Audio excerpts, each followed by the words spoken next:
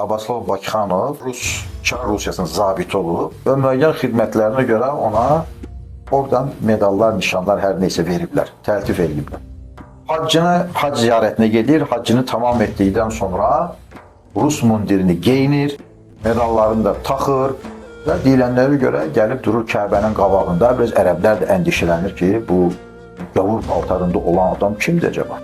Durur Kəbənin qabağında və təltif olunduğu o ordenləri, nişanları, medalları bir-bir çıxardır, atır yerə və deyir ki, ya Allah, bunu mənə filan xidmətimə görə veriblər, mənə bu medalı filan xidmətə görə veriblər, hamısını atır yerə və sonunda deyirmiş ki, ya Allah, bu bəndələrin xidmətimə görə vermiş olduğu orden medallardır. İndi mən sənin mənə medal vermək istəyirəm. Nədir? Sariu ilə məğfirətin.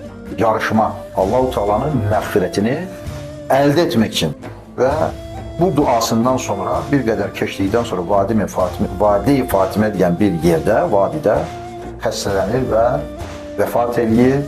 Qarın ağrısı, yatağa düşmək səbəbi ilə ölən insanlara da Allah Teala şəhidlik verir və ümid edir ki, o mərtəbəni, dərəcəni Allah Teala Abbaslı Ağaya veribdir.